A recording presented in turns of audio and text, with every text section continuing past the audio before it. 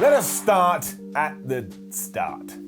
Damn it. Right, okay, look, just forget that. And don't worry that I'm sitting down. It just means that you've never watched one in our series of the day that something died videos, which I implore you to do right now. We've done a few of them, including the day the Intercontinental title died, which kind of ties into this video today. But the US Championship, brought back to WWE in 2003 at the Vengeance pay-per-view, Eddie Guerrero was the man who was able to raise this above his head after Rhino had interfered on his behalf and taken out supposed best friend Chris Benoit. And right there you can kind of see what the priorities were when it did come to the US title.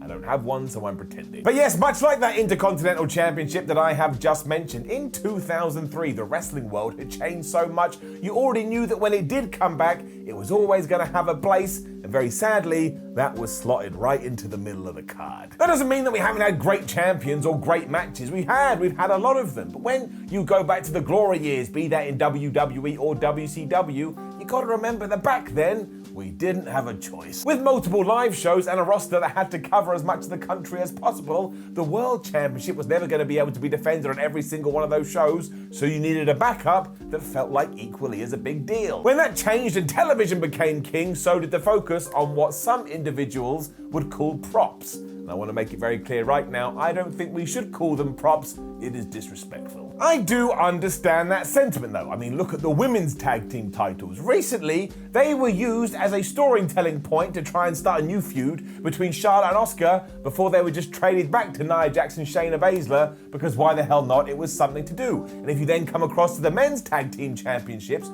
the Street Profits and the New Day literally traded the physical titles because the New Day wanted the red ones and the Street Profits wanted the blue ones. That is the definition of ridiculous. This was true as well back in 2017 when out of nowhere Dolph Ziggler would become the brand new US champion, where he beat Bobby Lashley and Baron Corbin at the Clash of the Champions pay-per-view. But it's what he did a few days later that really made people's eyebrows go up. Because he walked out onto SmackDown and told the fans, even though he had just achieved this accolade, none of the crowd deserved him. They all thought he was a piece of trash, and therefore he was just gonna leave the WWE altogether, and he took his newly won prize and he threw it on the floor. Reports at the time suggested that maybe Dolph Ziggler was going to leave the company forever, or that it was just a storyline that was going to take him off TV for a while, but nobody knew for sure. So if you were watching this, all it told you was that Dolph Ziggler prided his ego more than championships, and you can already see the dominoes starting to fall. I mean, for example, would we have done this with the WWE title? We would not have done this with the WWE title in 76,544 years. And if you are watching this in the future, go through your record books, I bet it's still not happened. It was just nuts because 2 years prior to this, John Cena with his open challenge had done a great job in restoring some significance to that title, and he absolutely had.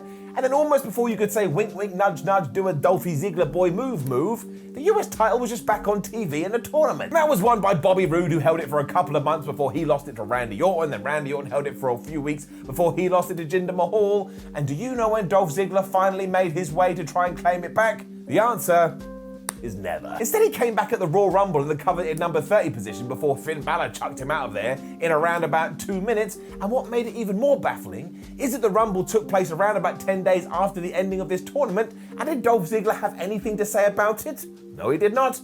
He just didn't care. And that meant the crowd didn't care. And that meant I didn't care. And that meant you didn't care. WWE had taken this title out the back and they'd shot it in the face.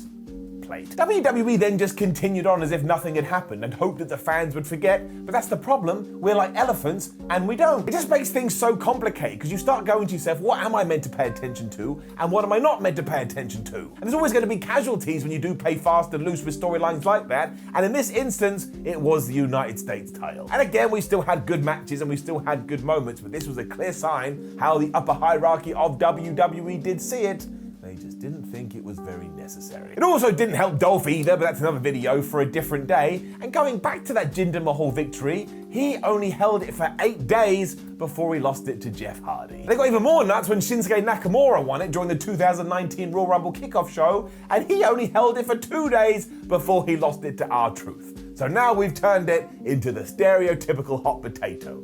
nobody wants to eat a hot potato, you gotta wait for it to cool down. So it's just more evidence to what we already knew, and do not forget when Shinsuke did lose that championship, that was the catalyst for him forming a tag team with Rusev. And put your hands up if you remember that tag team, put your hand down. Nobody remembers that, because that too just vanished in around about 8 seconds. It's why Bobby Lashley, who is the current holder, needs to try and turn this trend if he is given the opportunity. As I'm saying these words, he has held it for about 155 days, and if he can actually start having proper feuds for it and telling everyone, oh my gosh, this is the most important thing in my life, then maybe we can start to get it back on track. I mean, right now it's almost an afterthought. Even the Hurt Lock seems more important than the US title. And you can say that Riddle is in one of these right now, but is he? Is he? Because all I see is Lashley beats him up for a bit, sometimes so badly Riddle gets the DQ. So even if he did finally win that belt, everyone's still gonna go, meh, what does it even mean? But WWE has booked Lashley so strong that we do have an opportunity here, but even then, you just know they're not gonna do it, and therein lies the problem, we've lost all belief. In fact, if you had actually forgotten that Bobby even held the thing to begin with, I wouldn't blame you. It's not really what he's about. He's never shouted as, oh my gosh, the US champion Bobby Lashley. He's just Bobby Lashley, king of the world. We have proved in the past, though, that we are capable of doing this, and all we really need to do is change people's opinions. Case in point, I see it all the time on Twitter, on social media, on forums. People go, why doesn't Brock Lesnar come back at WrestleMania 37? And why doesn't he take on Bobby Lashley for the US title? And do you know what the instant reaction is? Ha ha! Brock Lesnar would never do that. He doesn't get up for the US championship. And I get that too, I understand, but it's a chicken and egg scenario. How else do you intend to elevate it unless the biggest stars in the company finally go, you know what, I'd like a piece of that pie. And Brock Lesnar is clearly a man who likes to eat pie. I know that's not going to happen, or at least I highly doubt it, but it is those kind of things you need to start doing. If Brock Lesnar even had the US title, not only does it open up a bunch of matches we've never seen before, but if you tune in and see a giant man with that thing on his shoulder, around his waist, you're just going to be drawn to it. That's how professional wrestling works, I think. You can never say never though, especially in the world of wrestling, but yes, the 19th of December 2017 is a day you need to put down in your diary, because that is when Dolph Ziggler threw this to the floor and metaphorically ended it forever. And that, my friends, is also known as hyperbole, but we have some comments down there. If you want to argue it, I implore you to do so. And while you are there as well, please do make sure you like the video, share the video, and subscribe. Also, we've got a website, whatculture.com, where you can read articles like this. You can follow us on social media, just search for What Culture. And if you have some time on your hands, why don't you click a video around my head now and watch more videos here on What Culture Wrestling. There's no need for a salute. My name is Simon from What Culture. Thank you very much for watching. And yeah, I would like both the IC title and the US Championship to get back to a level that they deserve. So when I do tap into my memory banks, remember the matches that really meant a lot to me when I was a kid. Have a guess what was on the line? That's right, it was one of these belts. It also just helps build new stars. And let's face it, we could use a few more than those. So we shall wait and see. But as of right now, I do fear that it's not going to go the way I want. And therefore, I shall never watch Raw again until Monday rolls around.